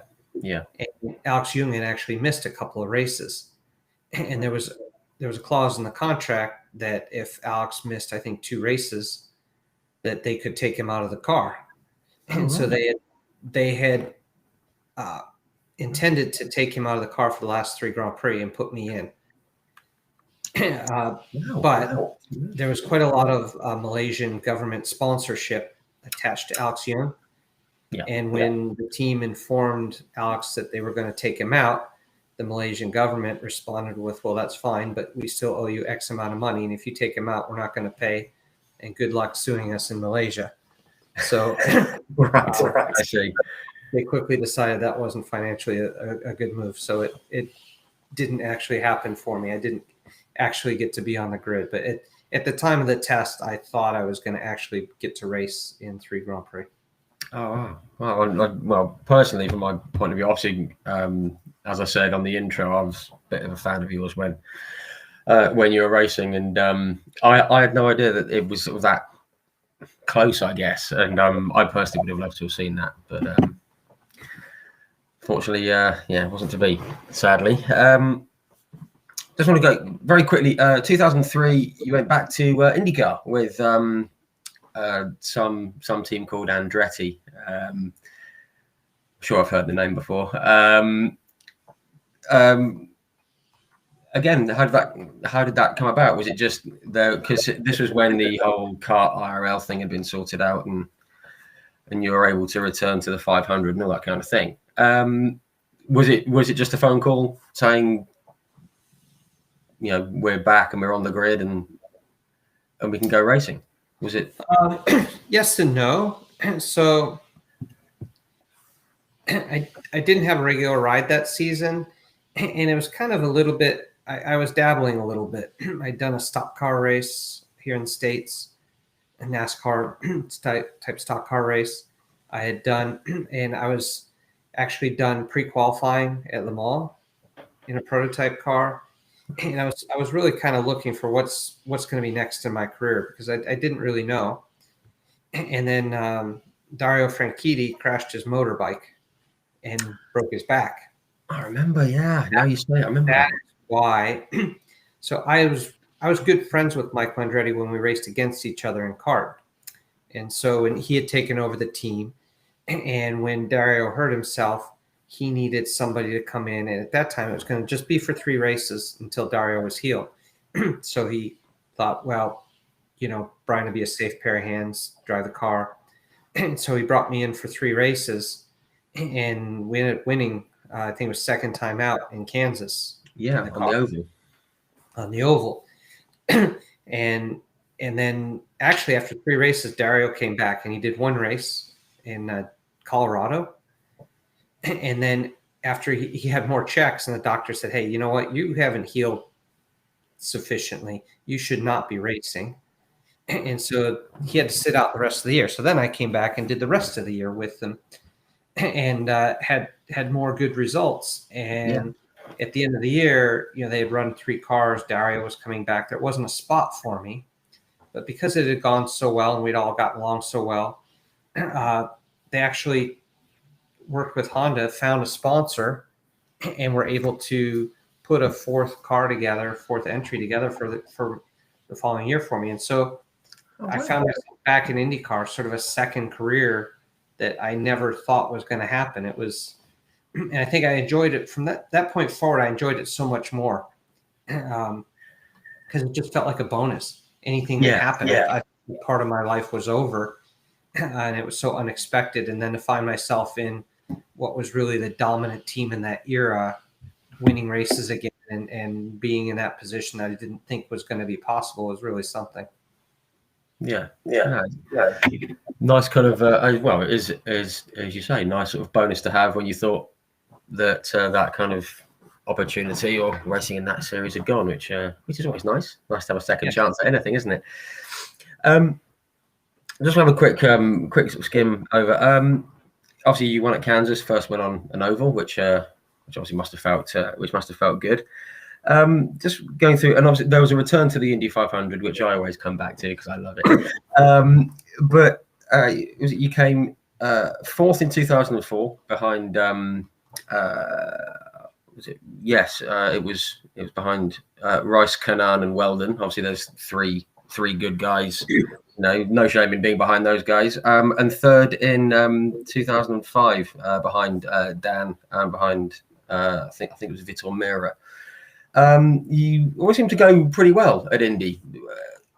Was it just a place that suited you? Because I remember speaking to Ari Leyendijk, and he just said his driving style just seemed to suit ovals. All his wins came on ovals. He always ran well on ovals. Right. Did you find that Indianapolis suited you? Oh, it was interesting because in my kart career, ovals were a weakness for me. I wasn't a particularly strong oval racer, even though I had a couple poles and led a couple times.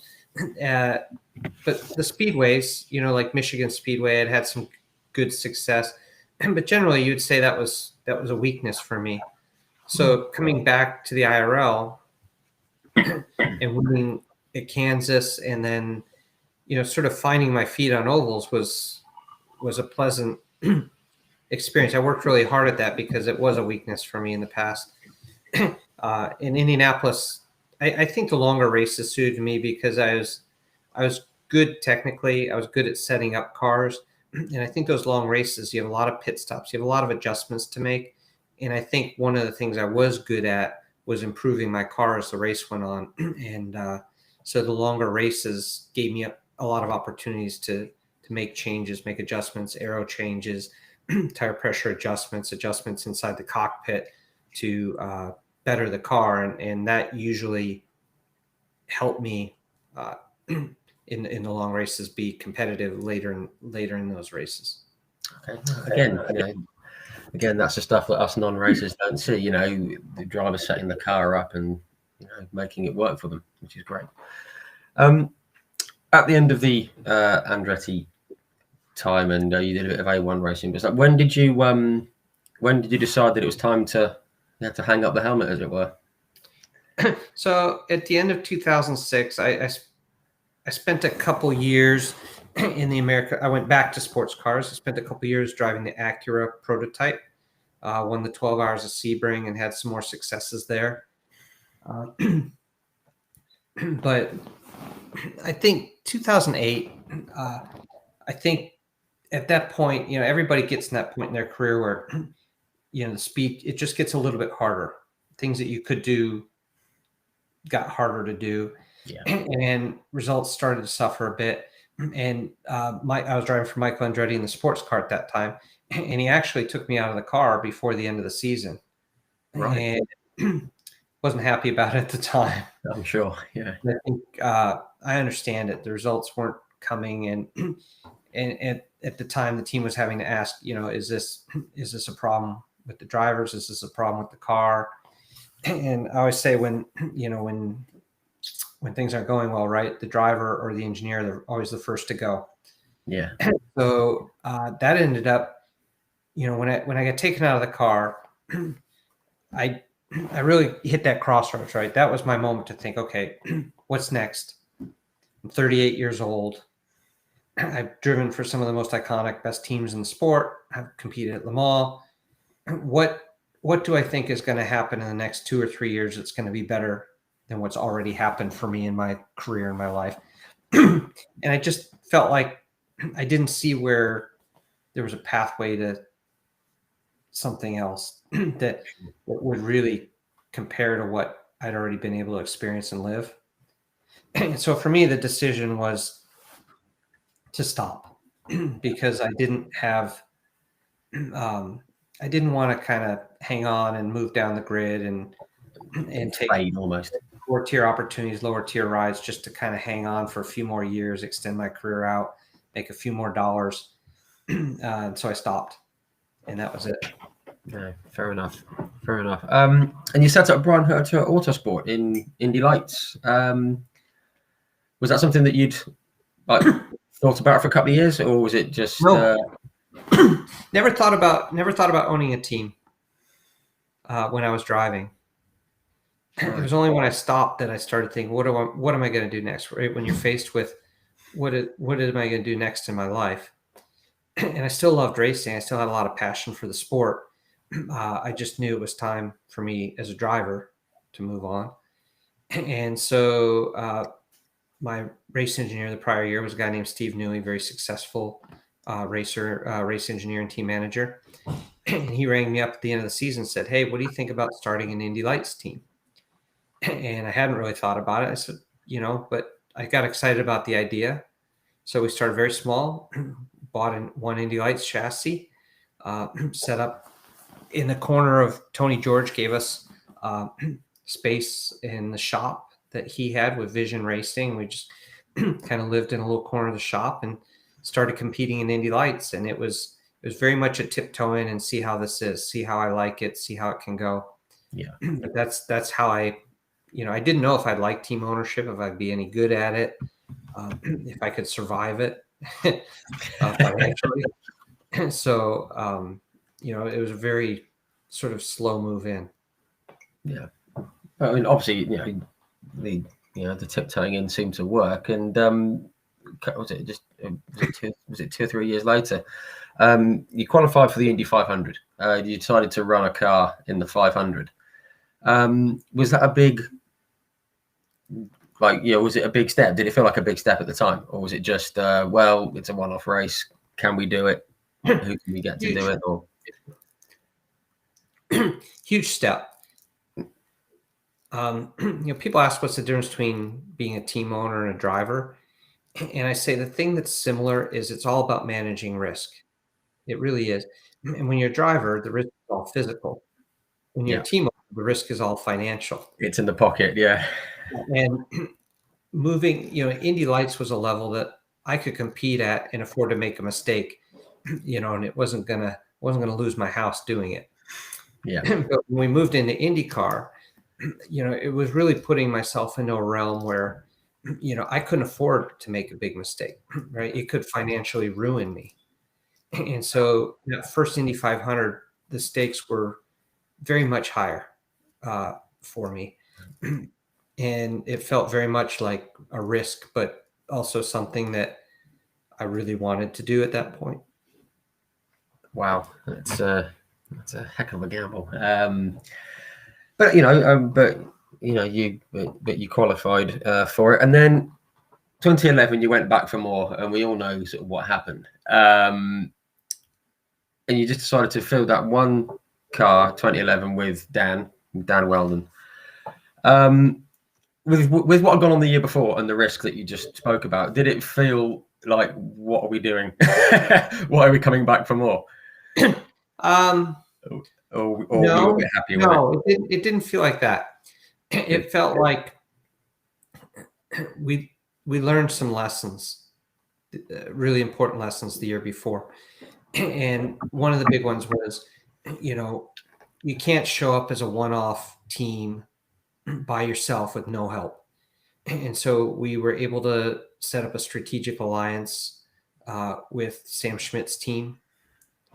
And that really enabled us to have better resource in terms of cars and equipment and engineering resource.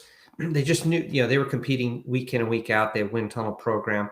They were able to do things and develop the car in a way that we couldn't have as a one-off Indy 500 only team. Right. And obviously the other big point was bringing a race-winning, Indy 500 race-winning and former series champion driver like Dan Weldon into the fold. So the stakes were raised, but I think we also recognized from the year before that if we're going to do this, then we got to get serious about trying to do it right. Yeah. And so that next year was very much that is, okay, we learned some lessons here, right? And this is either going to work or it's not. If it's not, that probably would have been the end of Bryan Herta Autosport. But as we know now, it did work, and Dan ended up winning the race, and that's what really catapulted us into being a full season IndyCar entrant. Everything else that's happened since then for the team, I always say that win and Dan Weldon is the cornerstone of our team, because without that, I don't believe any of these other things would have been possible. No, sure. And it was certainly an amazing day. I mean, just very quickly. I mean, yeah, we all know what happened with JR Hildebrand hitting the wall last turn through seemingly no fault of his own, as he said. When you were running second, were you sort of happy with that? Were you thinking, "Wow, we've got to the end and we're going to come second"? Really? I mean, you must have been over the moon with it.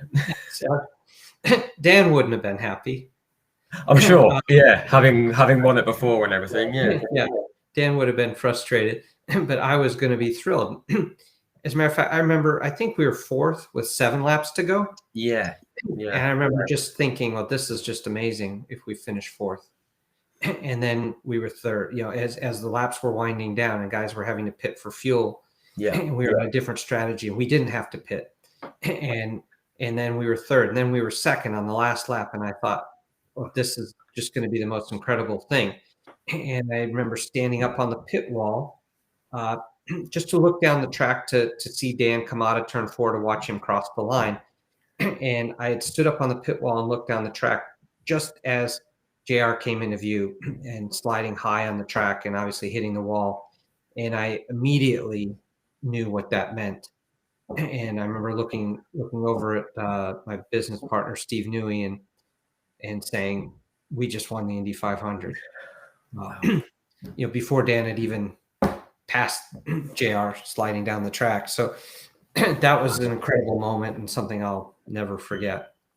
Wow. Yeah, I'm sure. I mean, obviously we spoke to JR just a few weeks ago and he was very philosophical about it. He said as soon as he got into turn 4, he knew he was going to crash just because of what Kimball was doing and he got wide and everything. And he'd made peace with the fact he wasn't going to win before he'd even hit the wall. It was still frustrating, but it's great to hear it from the other side. It was a shame. And I can tell you, of course. As elated as we were, I felt very much what JR would have been feeling in that moment. Yeah. And I can relate to that. And JR is a guy that I like and respect as a driver and a person very much. And, if there's one thing I could change, I wish that win hadn't come at JR's expense. But yeah, wish it had happened different. I just can't imagine what switched in your head when you saw it happen. It was like, oh my god, we're going to win. Amazing. And obviously with what happened with Dan later on that year, not going to go into that too much because we all know what happened and spoke to JR about it. And just very quickly, what are your memories of Dan? I'm sure they're very fond ones. Yeah, it's funny. I didn't know Dan until I joined Andretti. That's when I met him after Dario hurt himself at Indy that year, where I wasn't. They had actually brought Robbie Gordon in to race the Indy 500 in Dario's place, but I came in, I tested the car, and then I was going to drive the next 3 races after that. That's the first time I met Dan. And Dan was brash, he was cocky, he was all those things as a younger man. Dario said it best. He was sort of the little brother none of us wanted at the time. But yeah, we all became in the next couple of years, we all became incredibly close, as teammates, as friends. And then to see Dan, Dan evolved as a person more than probably I've seen anybody evolve as a person through that time. And the thing that makes me the saddest about losing him is that I felt like he finally got to a great place in his life. Yeah. A young family. Yeah. He and Susie were very much in love. He had found happiness. I don't think he was brash and cocky, but I don't know that he was particularly happy or content in his life until a little bit later on. And it was sad because I think his best years were just starting as a person, as a human being. Yeah. And, for him to, lose out on those years and for his family to lose out on those years with him that is the thing that hurts me the most still in all of that. Yeah, I'm sure. And obviously, it's not just the racing side, is it? It's a much bigger picture. And us Brits over here who do follow the IndyCar, we're immensely proud of him because he was he's a heck of a racer. He was amazing. Yeah, just I'm just very aware of the time. I don't want to keep you too long. Just very quickly. Recently, you've had like Robert Wickens has been out driving in one of your Hyundai TCR cars, which is great to see because obviously Robert had a awful accident and suffered some physical injuries, and it's great to see him back in the car. Just wanted to say how brilliant that is to see him back in one of your cars. Fantastic. That was amazing. We have a young driver named Michael Johnson, he's paralyzed actually from the chest down, so right about here down. Right. And he races one of our Hyundai TCR cars, and he drives completely with hand controls. Right. And so at the start of this year, Robert had reached a point in his rehabilitation where I saw he had sampled a hand control go-kart. He was doing some hand control racing on a simulator. And so I reached out and said, there aren't a lot of hand control race cars in the world. We've got one. Would you like to come out and just get back in a car, have a track day, have a bit of a laugh and rediscover that part of what you loved about racing. And he was very excited and keen to jump at the opportunity and very proud to have kind of been able to provide that chance for Robert, because he's obviously one of the top drivers in the world, and his accident, his injury cut short what was the beginning of what was sure to be an incredible and very promising career in IndyCar. Yeah. But we still think Robert has a lot of potential as a racing driver and the capability to come back from this. And I think he can write a story for himself, very much like we saw Alex was able to do, and come back and compete not just in race cars but win Paralympics and hand cycling. And I would argue that some of Alex's greatest accomplishments happened after his accident. I still think and hope that's possible for Robert as well. Yeah, that would be lovely to see, whether it's in a car or again with what Alex has done. It'd be great to see. But yeah, brilliant that he's got back in one of your cars. It was great to see. Again, it's very quickly. It's going to wind down very quick. I just want to talk about your boy Colton. He's obviously he's doing incredibly well. And he's won back-to-back at Laguna Seca, which sounds familiar. And I've just got a few little sort of facts on here, and he's raced in the 24 Hours of Daytona, but he won only his third IndyCar race? Was it his third race and he won it? I think at Circuit of the Americas. He's the youngest ever winner in IndyCar, youngest ever pole sitter. And he's just, I actually said that he's taken 2 wins since I've written that. It's now 3 wins after Sunday. You must be very proud of him. 5, yeah, sorry. Yeah. Sorry, yeah, 3 more wins. Sorry, yeah. 3 more, yeah. Yeah, incredibly proud. Yeah. And I work directly with him on the IndyCar weekends. I'm actually on his timing stand. I'm his race strategist. Yeah. So I get I've seen you on the telly, yeah. And so fun for me to sort of watch him move into the top levels and be able to compete and to be able to right now be part of that and share that with him and see him, racing and winning. Incredible. As much pride and joy and happiness as you might imagine, it gives me and my wife and our family to see him kind of carry on in motor racing. And I like to say, when he started in IndyCar, a lot of people used to ask, do you think he'll be better than you were? And nobody asks anymore. And I think that's a great compliment. He's clearly better than I was, and I'm very happy for that. Yeah, no, he's certainly doing some amazing things. And I thought he was going to win in Nashville as well, that was a crazy race, and we all know anything can happen there on that one. Just very quickly, he had a crash at Iowa. the speedway. Just as a father, I mean, obviously he was okay with the aeroscreen and everything, and everyone was okay. But what was it like as a father watching something like that? Because is there that split between father and sort of on the Yes. racer? So that was last year. And I was actually, at that point, I was still on Marco Andretti's radio. And Marco had fallen out of that race already. So I stayed on pit wall there on the time stand. So I was just watching that race at that point. Normally, I'm not very focused on the race because I'm managing, looking at the data, talking to the engineers, focusing on pit stop strategy and things like that. But in that moment, I was actually just watching because my car was out of the race. And I remember seeing it all unfold. It all happened sort of right on the front straight in front of me. And only time I was so far that I remember being afraid for him in the car.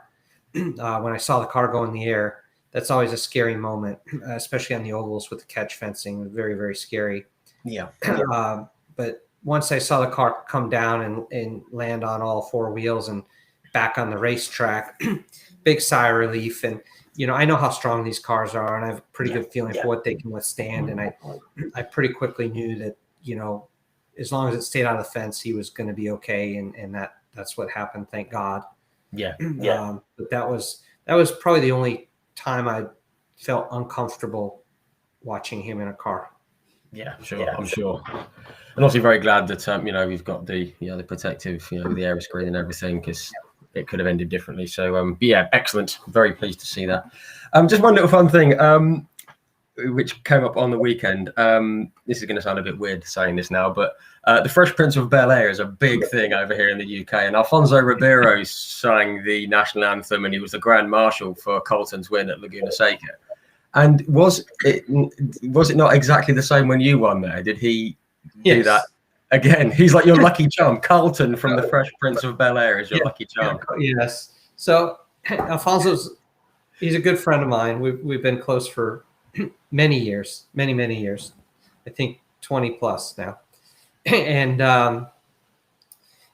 that when I won at Laguna Seca, I think in '99, he was there, or maybe it was '99, the '99 win. Yeah. He was there, and he actually sung the national anthem. And it was his 50th birthday actually today is his 50th birthday as we're speaking. Oh, happy birthday, Alfonso. He called me up a couple of weeks ago and said, hey, for my 50th birthday, all I really want to do is come to Laguna Seca, hang out with you guys. And so, we called the track and said, hey, Al's coming out. Love to do the national anthem. And then he was hanging out with me on the timing stand on the radio with Colton. And it's just sort of ironic that the last time he sang the national anthem, I won the race. And then he did it again for Colton, and Colton won the race. Wow. Brilliant. That's very cool. Because he's loved over here. We love him just because of Fresh Prince and everything. He's great. He's this very talented guy and a massive, massive race fan. Yeah. Oh, we might have to try and get him on here for a chat. That'd be cool. Yeah, big motorhead. He watches, loves Formula One, IndyCar, watches all of it. Wow, cool. I'll have to try and get in touch with him. See if he can come on in here and have a chat. But and he's looking good for 50. Looking very good for 50. Yes. He's in good shape. Well, I'm just going to wind down. We always wind down with a few little fun questions. Because I again appreciate you're busy prepping for Long Beach and everything. But just a few fun questions. Do you miss driving still, or is the past the past? No, I don't miss it. I drove for a long time, and I drove amazing cars for great teams in an amazing era. So I feel like, I'm proud of the career I had, and I felt like that part of my life was fulfilled. So I don't have regrets, and I don't look back wishing I was still doing it. I'm glad I did it. I enjoy very much what I do now in racing. I still love getting up and going to the airport and going to the racetrack to compete. That energy is just kind of channeled in a different way. But people do ask, do you wish you were out there? And 9 times out of 10, the answer is a very easy no. There's a couple times, a couple tracks I really love that, it would be fun to have a blast around. But I also know I couldn't compete at the level that those guys do today. And I wouldn't enjoy it very much being less than or competing at a level lower than what I was. So for me, that part's done, and love what I'm doing now. No, excellent. That's good. Just quickly, I read out a list of the races that you competed against. Just going to do a very quick one. You've got Al Alonso Jr., Emerson Fittipaldi, Paul Tracy, Villeneuve, Mansell, Ray Hall, the Andrettis, Willie Ribbs, Eddie Cheever, Jimmy Vasser, Ari Lyondike, Greg Moore, David Brabham, Jan Magnussen, Tom Christensen, Roberto Zanardi, Blundell, Moreno, Frank Kitty, Helio, Tony Kanaan, Juan Pablo Montoya, Scott Dixon, and you've raced against all these guys. Who's the toughest competitor you raced against in your, or is it too hard to pick one? Right, obviously, mega drivers all, and brought something different. I will say, I think the hardest guy on race day to race against was Michael Andretti, because he was so tenacious, and he was incredibly fair on the racetrack, but he never gave up. Sometimes you'd make a move, you'd brake, you get to the inside of the corner, and you just kind of knew whether the guy was going to give it up. Michael was never that way. He was always going to hang on the outside. He was going to hang to the bitter end, try and race you for it until he couldn't possibly.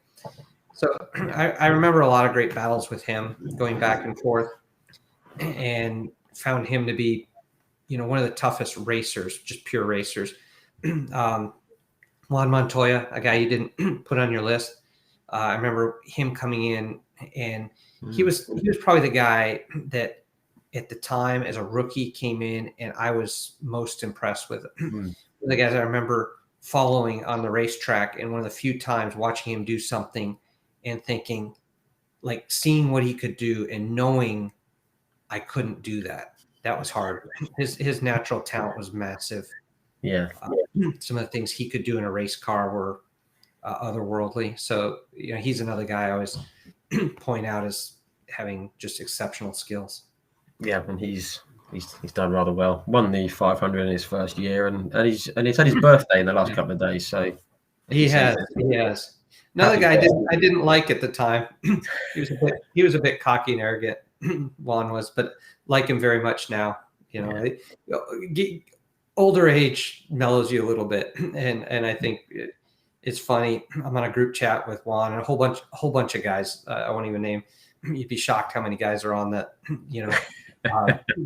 F1 and IndyCar luminaries, and we're on a group chat, and still fun to kind of bench race and needle and tease guys. David Brown's on it, guys like that. It's just really fun. Brilliant, good stuff. Two very quick last questions. What was the favorite car that you drove, and what's your favorite circuit that you drove? Favorite track? The Acura LMP2 car was probably the most amazing piece of kit outside of the Minardi F1 car. Jan Magnussen gave me this bit of advice when I was going over to test the Minardi. He said the worst Formula One car you ever drive will still be the best race car you ever drive, and he was right about that. Wow. But in terms of cars that I was able to race, the Acura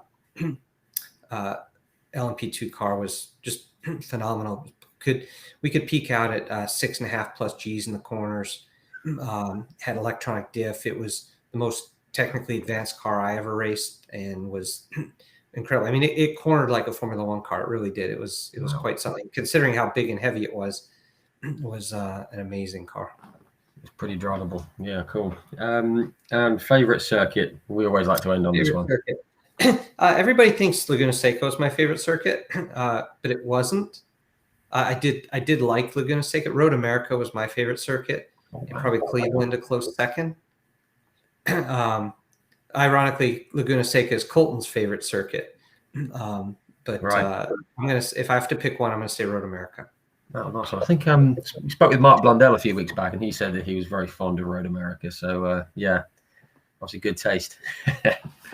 But right, Bryan, it's been 2 hours we've taken up of your time. It's flown by as always, but thank you very, very much for coming on. Really, really appreciate your time. It's been great speaking to you, hearing your insights into what was a pretty, it was a very impressive career. And for me personally, it's been great speaking to you. So thank you very much. Well, thank you for having me on. I'm glad it worked out. And thank you everybody for tuning in. I really appreciate it, guys. Yeah, I will echo that. I just want to say there's a comment here from Ben Perry, which it's addressed to both of us, but it's also, I can say it word for word. Thank you for a brilliant interview. Good luck for Long Beach, and to you and to Colton and to the whole team. And hopefully we'll see more of his wins next year. I think that's a great way to finish it. Super. Great stuff. Thanks a lot, Bryan. Really appreciate it.